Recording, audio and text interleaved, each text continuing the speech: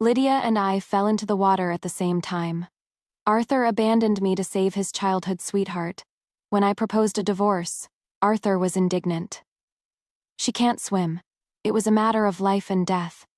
Why must you make an issue of this? Our 7-year-old daughter, Sophia, looked at me with the same cold indifference. Mother, don't be needlessly jealous. I raised my hand and slapped Arthur across the face, then twisted Sophia's ear. I am making an issue of it, I said with a cold sneer. What are you going to do about it? Arthur's head snapped to the side.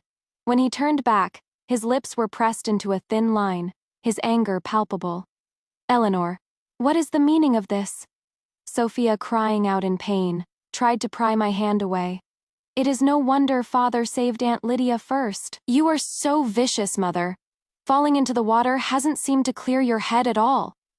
Ignoring the sharp pain in my own shoulder, I released her ear and gave her a firm swat on her bottom. You are wrong, I said. My head is perfectly clear now. Since you find Miss Croft so much more delightful, perhaps you should ask her to be your mother. Lydia, having recovered, pushed my hand away. She clutched the outer robe Arthur had draped over her and pulled Sophia into a protective embrace, her face a mask of concern. But when she looked up at me, her smile was pure provocation. Lady Sterling, Sophia is just a child. She is only speaking out of anger. How could you strike her? As if finding her true sanctuary, Sophia wrapped her arms tightly around Lydia's waist and buried her head in her chest. I wasn't speaking out of anger, she mumbled. Mother can't do anything. She can't ride or play polo, and she never takes me out for sweets. She is nothing like Aunt Lydia. Father doesn't like her, and neither do I. I don't want. Her muffled voice grew choked with sobs, as if she were the victim of some great injustice. Before she could reveal any more of her true feelings, Arthur cut her off. Sophia Sterling, is that any way to speak to your mother? He then stepped between them and me, a clear gesture of protection. I rubbed my shoulder, a cold sneer forming in my heart. The petulant, crying daughter. The gentle, kind stepmother. The tall, protective patriarch. They really did look more like a family. Lydia's next words were the perfect fuel for the fire. Sophia is so sweet and well-behaved. I can't imagine who would lay a hand on her. If she were mine, I would cherish her to my very bones. I curled my lip and shot her a glacial look. You are quite the talker. Do you regret that I didn't hit you just now?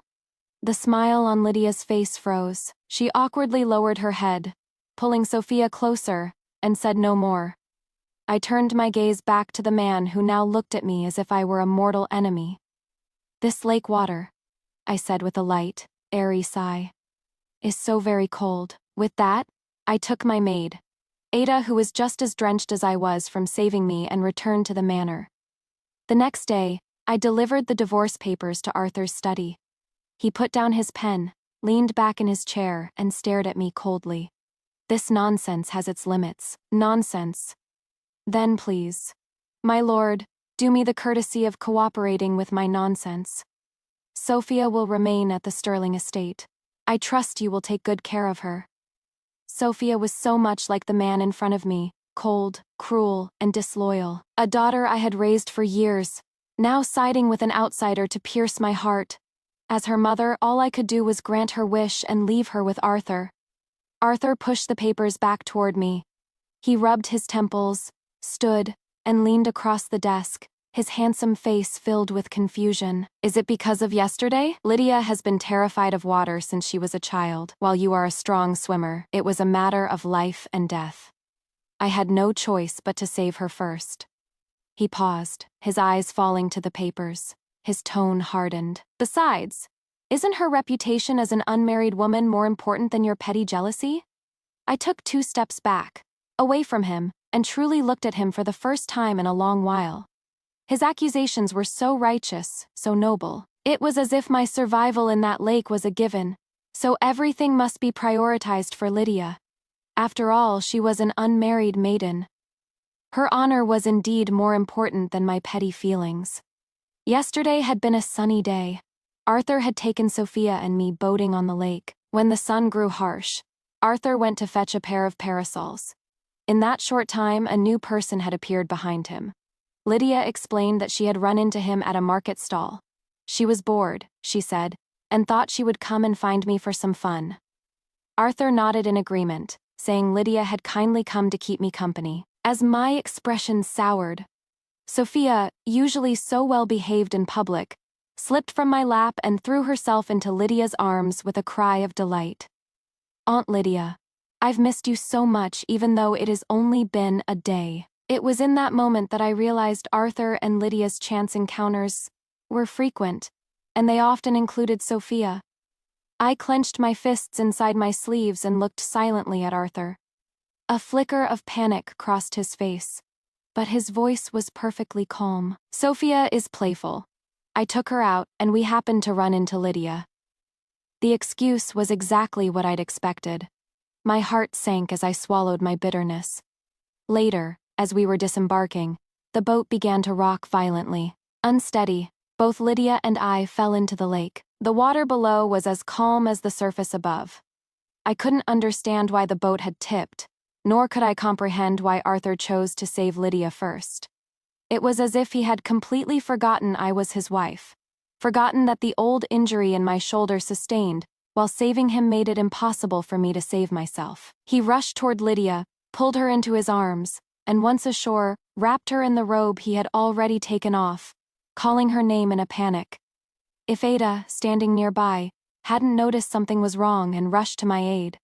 I shook my head, cutting off the thought. Arthur thought I was being hysterical, but I knew just how close I had come to death yesterday. I was not being hysterical. He and Sophia were free not to care about me, not to love me, but I had to love myself. I held my shoulder and looked Arthur straight in the eye, my voice steady. "So, to save Lydia, you were willing to disregard her reputation? And what about me? Arthur, if Ada hadn't reached me in time, would I be standing here today, negotiating with you?" Arthur's mouth opened. "But you are perfectly fine now, aren't you? Lydia, on the other hand, is all ready." He stopped, realizing his mistake, and looked down, avoiding my gaze. "Only a few of us know what happened. Lydia has no intention of interfering in our lives. She has already made it clear she won't pursue me. She has been so considerate. Can't you just let it go?" "Oh, so very considerate," I sneered. "Don't be ridiculous. A woman's honor is paramount. Don't you think you owe her an explanation?" I slid the divorce papers back under his nose. Arthur pressed his hand down on mine, taking a deep breath. His words were a warning disguised as persuasion. "Eleanor, if you leave me, will you go back to that broken home of yours?" The thought of my family home, no better than this one, made me flinch. I pulled my hand back and wiped it carefully with a handkerchief. "That is no longer your concern. Consider it repayment for the life I saved. Arthur, let me go." Arthur had always been proud.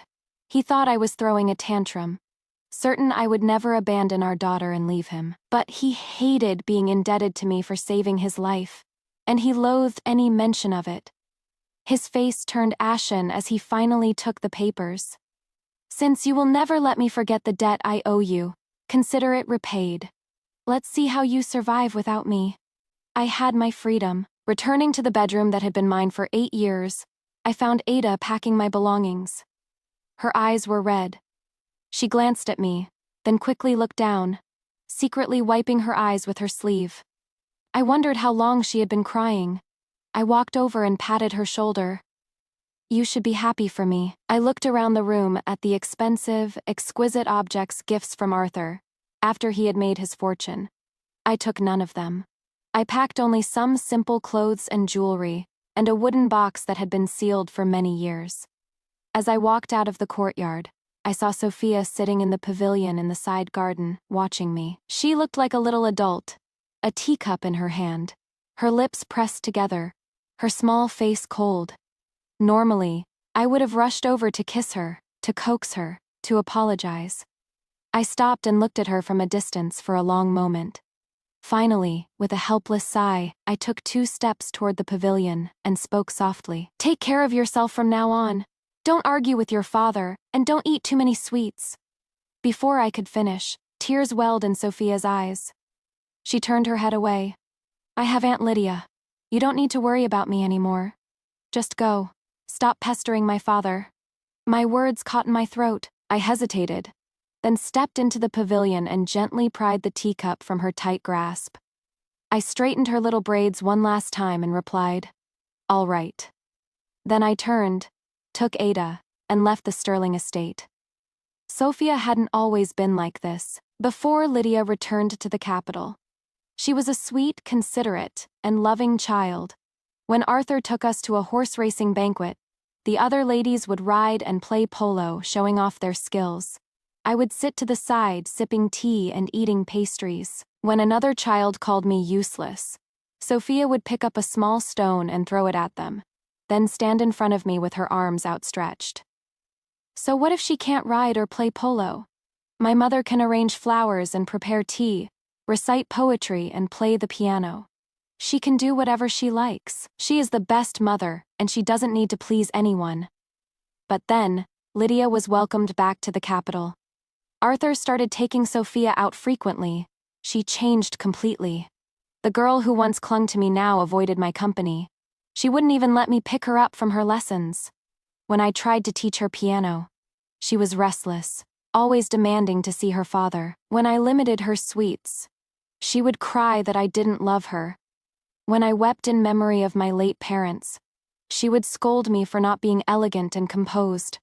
Now, I see it clearly. She is truly Arthur's daughter. They share the same tastes. They both love Lydia, and they both despise me. When I first realized Arthur didn't love me, I spent sleepless nights tossing and turning. I couldn't accept his betrayal. I couldn't bear to let him go. But everything that has happened since has told me one thing. He is not worth it. He is not worth a single moment of my sadness. The road from the Sterling estate was not long, but it took me 8 years to walk it. As the sun set, casting a golden glow over the courtyard, I thought of the past. 11 years ago, my father died saving Arthur's father. My mother, overcome with grief, followed him soon after. My aunt, coveting our family fortune, sent me away to a rural estate. It was Arthur's mother who brought me to the Sterling home. Arthur was the heir, spoiled and arrogant. But back then, he was so good to me. So good that I loved him one-sidedly for 11 years. I never dared to dream of a future with him, especially after I met Lydia.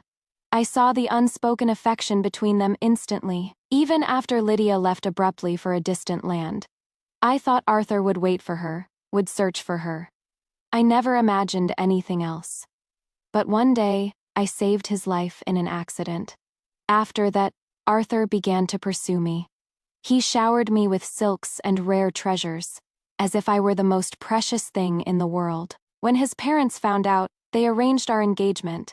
It was Arthur, the man I had loved for so long. I couldn't refuse. So we married, and Sophia was born. I naively believed we would live a peaceful life as a family. But 6 months ago, Lydia returned, shattering my beautiful dream. One night, Arthur was drinking with friends at a tavern. I went to find him. Peeking through a crack in the door, I heard a friend mention Lydia. Lydia is back. What are your plans, Arthur? Arthur, his back partially to me, sighed. What can I do? He gave a bitter smile, letting the wine jug slip from his fingers and clatter onto the table. I am a married man. Another friend pushed a fresh jug of wine toward him.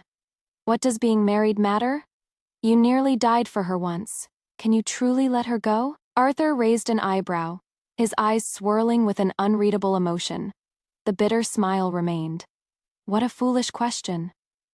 The friend fell silent for a moment, then said thoughtfully, I forgot your current wife also risked her life for you. A debt of life is hard to repay, my friend. I leaned against the door, my vision blurring. But Arthur's piercingly bitter smile came into sharp focus. I didn't dare to knock, didn't dare to pull back that final curtain. It was then that I finally understood. What Arthur felt for me was not love, but guilt and obligation. I had been trapped for 8 years in a love that only I believed in. Thankfully, it was not too late. I stepped on the shifting shadows of the trees, walking step by step toward freedom. I had just found the small estate where I had once lived when a maid from Arthur's mother arrived. She asked, with polite concern, why I had come here with my luggage. After Arthur and I married, we moved out of the old Sterling family home. As he was a court official, our new residence was closer to the palace, on the other side of the capital from his parents. But we still visited them regularly. It was during those visits that his mother would spend time with Sophia and me. I had forgotten about that. Remembering that his mother's health had been poor lately, I decided to hide the truth for now. Sophia has been restless during her piano practice lately. I came to tidy this place up, thinking a change of scenery might help calm her. The maid nodded. The old mistress has been missing you both. She asked me to tell you to visit with the young miss when you have time. I agreed. After she left, I wrote a letter to Arthur, explaining the situation and urging him to gently break the news of our divorce to his mother. I sent Ada to deliver it. When Ada returned, she brought a letter back. I opened it. It contained a single word. Fine. So concise. I crumpled the paper and threw it into a nearby basket of dry leaves. I had done all I could. From this day forward, Arthur Sterling and I had nothing to do with each other. That night, I lit the lamps in the study. I opened the wooden box I had brought from the manor. Inside were 2 pieces of fine jade and a set of carving knives. They had been my father's. I had adored the life he could breathe into stone with his tools. As a child, I begged him to teach me, but he never let me touch them. Only once. He held me in his arms, guiding my hand as we carved a tiny shallow line on the brow of a jade statue of the goddess of mercy, Guanyin. May the goddess protect you, he had whispered, his touch gentle on my forehead. May she grant my Eleanor a life of peace, joy, and longevity. After my parents died, I was a young girl with no power, unable even to decide my own fate. My father's craft was lost to me. Then I entered the Sterling household, where there was no opportunity to pursue such things. Arthur's mother once found me holding a carving knife, mimicking my father's posture. She gently took it from my hand. The hands of the future lady of the Sterling estate, she had said, can manage accounts, arrange flowers, and play the piano, but they should not hold a carving knife. Young and impressionable, I gave up that dream and dedicated myself to being a wife and mother. Now, finally, I had the chance to pick it up again. I chose a knife that felt right in my hand and held it over the jade. But after a moment, I put everything back in the box. The memories were hazy. I had never been properly taught. I could barely remember how my father had done it. I sighed. I needed to find a master, to learn from the very beginning. Just as I closed the box, there was a knock on the study door. It was Ada, her voice laced with indignation. I'm my lady. Someone from the tavern is here. They say Lord Sterling is drunk and demanding that you come and take him home. I sighed. In the past, when Arthur was drunk, I would always be the one to care for him. But I was his wife then. It was my duty. Now we were divorced. What was he thinking? I opened the door. A waiter from the tavern stood at the gate. He bowed his head respectfully. Lord Sterling sent me to fetch you, my lady. I cut him off. Lord Sterling and I are divorced. It is neither my place nor my duty to see him home. I added. Besides, there is someone far more suitable for the task. Please, go to the Croft residence and ask for their eldest daughter. Or, better yet, let him sleep in the street. The waiter looked pained. My lady, please don't make this difficult for me. I smiled faintly. You have the wrong person. There is no Lady Sterling here. Ada, see him out. Whatever games Arthur was playing, my only concern now was my own peace. I slept poorly and was woken early the next morning by a frantic knocking. My head spun, and I bumped my forehead on the bed frame. Ada's voice came through the door, cautious and worried. My lady, someone from the Sterling estate is here. They say the young miss is ill. Lord Sterling left for court this morning and hasn't returned. They're hoping you'll go see her. I rubbed my forehead, stunned. How could that be? Sophia was a healthy child. She rarely got sick. Why now? Just one day after I left. No mother can remain calm when she learns her child is ill. I was no exception, even if she no longer considered me her mother. I threw back the covers. Quickly, prepare the carriage. We're going to the manor. When I arrived at Sophia's room, she was a small, lonely bundle under the blankets. I rushed to her bedside and gently uncovered her face. I pressed the back of my hand to her forehead. Do you feel unwell? Her eyes were swollen and red. She blinked, and a fresh tear squeezed out. She looked utterly miserable. Mother. As soon as the word left her lips, she seemed to remember something. The vulnerability vanished. She slapped my hand away and burrowed back under the covers. Why did you come back? She mumbled. You shouldn't have come back. It had been so long since I had seen her so fragile. My heart ached, and my resolve softened. I gently pulled the blanket down a little, so she could breathe. Her face was flushed, her eyes even more swollen and tear-streaked. A wave of regret washed over me. She was only 7. What did she truly understand? Her preference for Lydia was Arthur's influence. Sophia was like a piece of uncarved jade. Her final form depended on the sculptor. Why was I angry with her? The more I thought about it, the more I felt I had failed her. My voice choked as I soothed her. It was my fault. I shouldn't have left you here in anger. I couldn't let Arthur corrupt her. I couldn't leave her to Lydia's malice. I had to take her with me. My decision made, I leaned in and hugged her. Come away with me, Sophia, will you, for a moment? Her small head nestled against my neck. But at my words, she stiffened. The room was silent for a long time. Then, she pushed me away. Her red, tear-filled eyes stared at me. Her voice, childish and hoarse, felt like the sharpest of knives carving out my heart. I am the sole heiress of the Sterling family. I am doted on and can have anything I want. Without the Sterling estate, you are nothing. You can give me nothing. Why should I go with you? She sniffled and turned to look out the window, her tone cold.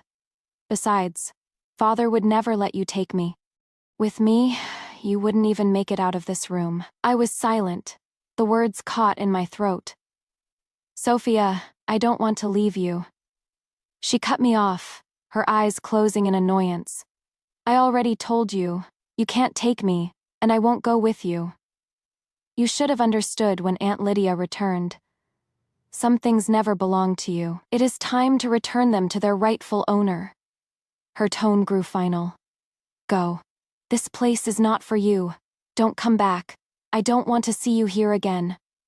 I had heard words like these before, but they still broke my heart. I wiped my tears and stood, staring at the daughter I had carried for 9 months and raised for 7 years. She kept her eyes shut, turning her face away as if she couldn't bear the sight of me. She pointed a small hand toward the door. Go, I told you. I don't want to see you. I didn't move. The next moment, she swept the medicine bowl from her bedside table. It shattered at my feet. I took a deep breath and stepped back. Looking at her, her eyes still squeezed shut. I suddenly felt like a joke. What was I regretting? She wasn't just influenced by Arthur. She was born just like him. Just as cold, just as cruel, and just as full of hatred for me. As I stepped out of the room, I couldn't help but look back one last time. Sophia had already pulled the blankets back over her head, hiding completely. I wiped my tears and left without another glance. In the courtyard, I met the old nurse who cared for Sophia. Did she make you angry again? The nurse asked, her voice full of worry. I shook my head. No, I made her angry. Please, don't send for me again. She doesn't want to see me. I walked away quickly, but I thought I heard the old nurse sigh behind me. How could she not want to see you? She calls for you in her dreams. I paused, but when I looked back, the nurse was already far away. I must have imagined it. How could she miss me when she had ordered me to leave, told me she didn't need me, and never wanted to see me again? On the way back, my eyes fell on a jade shop. I told Ada to stop the carriage. As I was about to enter, a familiar, cold voice challenged me from behind. Sophia is ill in bed, and you have the leisure to go shopping. Hatred churned within me. I turned to face Arthur. Sophia no longer acknowledges me as her mother. Isn't that exactly what you wanted? He stepped closer, speaking quickly. You misunderstand. That was never my intention. I only wanted her to get along with Lydia. She gets along with Lydia, I interrupted, my voice dangerously soft. By pushing me away. Is that it? That wasn't my goal. I just wanted Sophia to accept Lydia, so that you, in turn, would learn to accept her as well. I laughed coldly. Arthur, I am genuinely curious. Sophia is our daughter. Why must she accept Lydia? And why on earth should I? Then, in a voice only he could hear, I said, because you love her, and you want to marry her. It was not a question. It silenced him completely.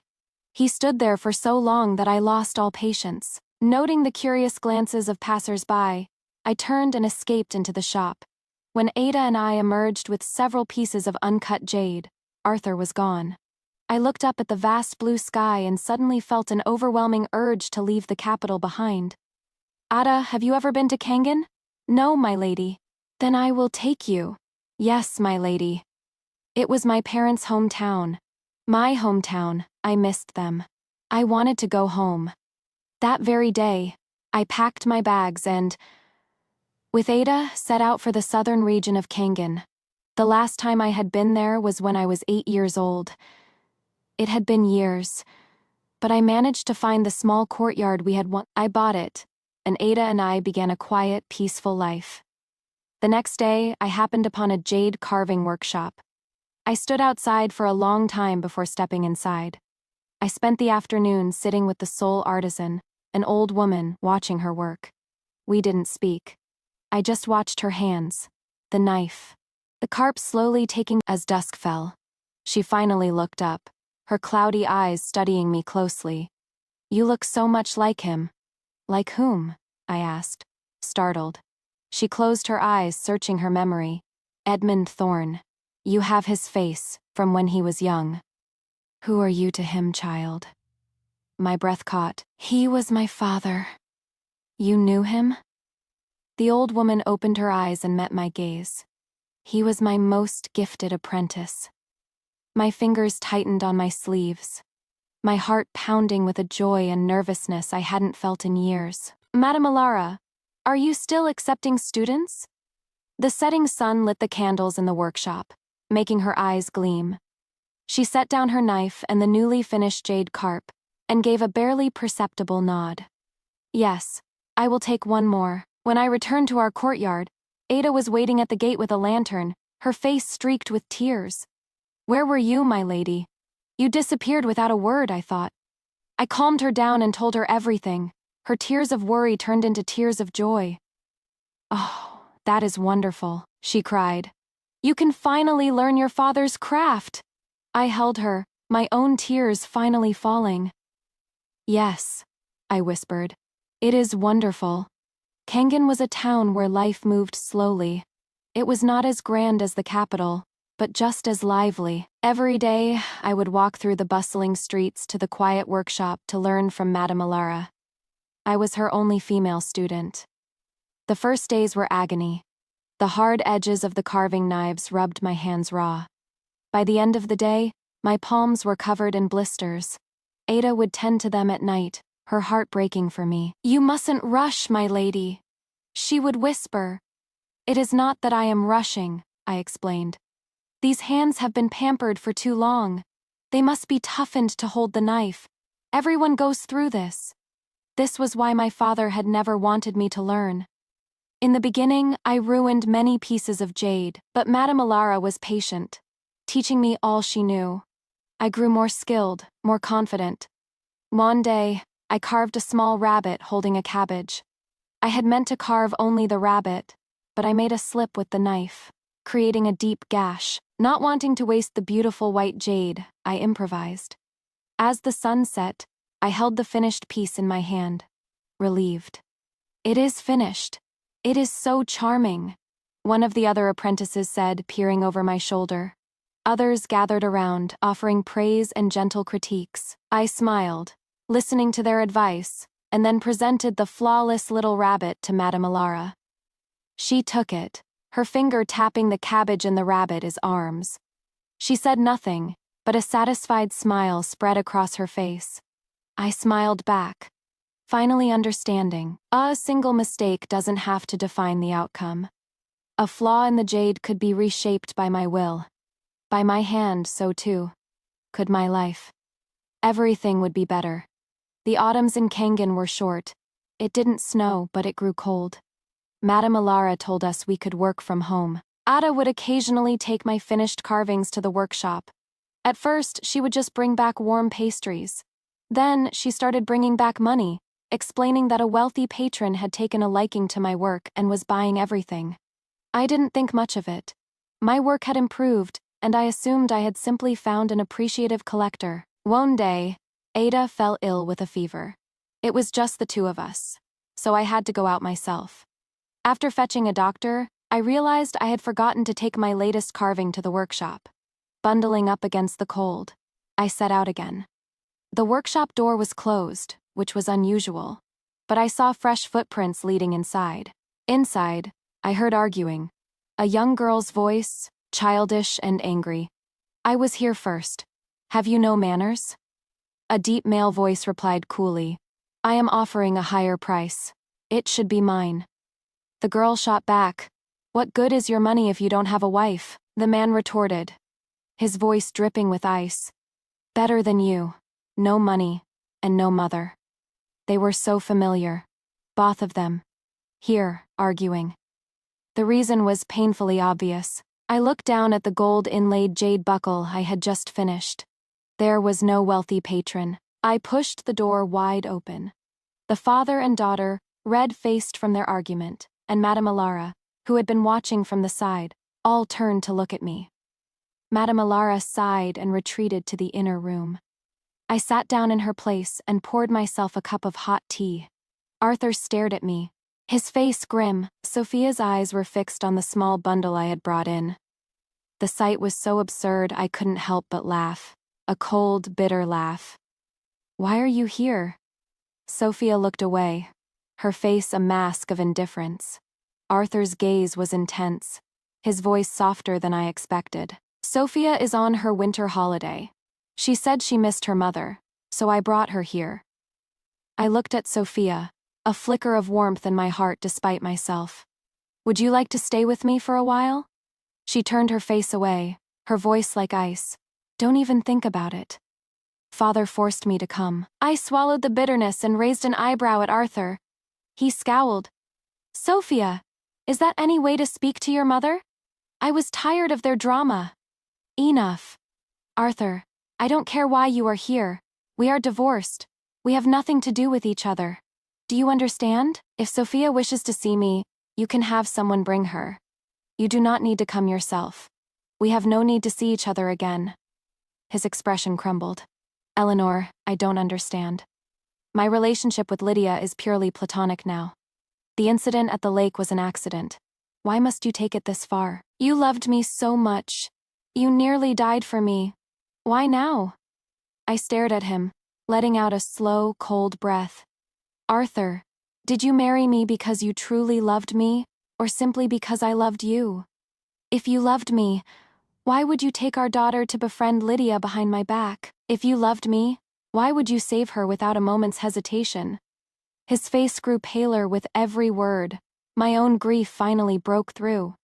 When I pulled you from under that crazed horse and let my own shoulder be crushed, it wasn't for your gratitude or your guilt. You didn't have to pretend to love me. You didn't have to marry me to repay me. You didn't have to force yourself to accommodate me. I was once so grateful that I had saved you. But that was a long time ago. When I loved him, it was all worth it. But now that the love was gone, the past was 1,000 tiny knives, all aimed at my heart. Tears fell, but my smile was one of release. Arthur, you make me sick. He stared at me, his eyes red. Don't say that. Eleanor, let me explain. I do love you. I just realized it too late. Get out. I never want to see you again. Sophia was the first to rise. As she reached the door, she glanced back at me. I saw a flicker of longing in her eyes and, my heart stirring, I said, Sophia, since it is the holiday, why don't you stay for a few days? Her refusal was immediate and sharp. Your shabby little cottage? You think I would stay there? The longing I thought I saw must have been a trick of the light. As they left, I leaned back in my chair and sighed. If Sophia had stayed, I would have been forced to interact with Arthur again, a thought that both repulsed and confused me. But it seemed that would not be an issue. Madame Alara returned. She silently uncovered the bundle I had brought. The jade buckle was gone. In its place was a heavy silver ingot. I had to laugh. The only person who had been near it was Sophia. She must have swapped them while Arthur and I were arguing. No wonder she had left in such a hurry. After that day, Arthur stopped hiding. He would wait outside my courtyard, following me whenever I went out, muttering about old times. The snow is heavy in the capital. You were always cold then. You liked to hold my hand. I would glance at him and sneer inwardly. I had once dreamed of growing old with him, our hair turning as white as the snow. When the weather warmed, we returned to the workshop. Arthur followed, watching me work. You used to burn your fingers on a hot cup of tea, he murmured one day. Seeing the thick calluses on my hands, he fell silent after that. One of the younger apprentices asked cheerfully, Is this your husband, Sister Eleanor? I shook my head. We are divorced. He just refuses to leave me alone. The next day, the men of the workshop blocked Arthur at the door. He couldn't get in, but he stood guard outside like a sentinel. He was a government official, however, and I didn't want them to get in trouble. Thank you, I told them, but he will leave soon enough. You don't need to do this. Besides, I am over him. As expected, Arthur soon returned to the capital. Before he left, he stood outside my courtyard and shouted a promise. I will come for you when my duties are done. Eleanor, you are in my heart. I closed the window, shutting out the noise. It was useless. No matter how many times he came, I would not go back. Belated affection is like autumn leaves or winter snow, plentiful but useless. He did come back, often with Sophia, trying to use her to win me over. Sophia is still young. Can you bear to be apart from her for so long? He would plead. But Sophia would not play along. Father, you still have Aunt Lydia, don't you? And if not, you are still a handsome man. You could surely find me a new mother. Arthur would glower, but I would simply shut the door on them both. Eventually, he stopped bringing her. He came alone, repeating the same old stories, the same apologies, the same declarations of love. His visits grew less frequent, until in the 7th year he stopped coming altogether. Whether he had grown tired or found someone new, it no longer mattered to me. I was content with my quiet life. 8 years passed. It was winter again. My skill with jade was now masterly. Madame Alara had passed away the year before, leaving me an unfinished statue of Guan Yin. He was putting the final touches on it when Ada brought Sophia to my room. She was a young woman now, graceful and elegant. She handed me the jade buckle she had taken so long ago. A new red cord was tied to it. I recognized it as a prayer knot for a mother's well-being, from the most sacred temple outside the capital. My heart ached, and tears welled in my eyes. Sophia knelt before me and gently touched my face. She was crying too, but she only wiped my tears away. Mother, she whispered. I nodded, and she continued. May you have a life of peace, joy, and longevity. My vision was blurred. I felt her hand leave my face, felt her start to rise. I grabbed her sleeve, my hand finding hers, and pressed the nearly finished jade statue into it. Do one last thing for me. After she left, I clutched the buckle and the statue and sobbed. Ada held me, comforting me in silence. I thought of the Sophia from all those years ago. Her harsh words, her inner struggle, the signs had all been there. I just hadn't wanted to see them. She hadn't pushed me away out of hatred. She had pushed me away to set me free. It was a long time before I could speak. When I did, my voice was a broken whisper. She does love me. My daughter whom I carried and raised and loved. How could she not love me? My fingers traced the new, final line on the Guanyan's forehead. May the goddess protect you. May she grant my Sophia a life of peace, joy, and longevities. Sophia Sterling's epilogue. When I was 7, my father introduced me to a strange woman. He was affectionate with her and told me to call her Aunt Lydia. I knew something was wrong, but I didn't want to hurt my mother by telling her. That night, after she tucked me in, my mother sat by my bed, lost in thought. A tear fell on my hand, unnoticed. I had never seen her cry like that, as if she were shattering.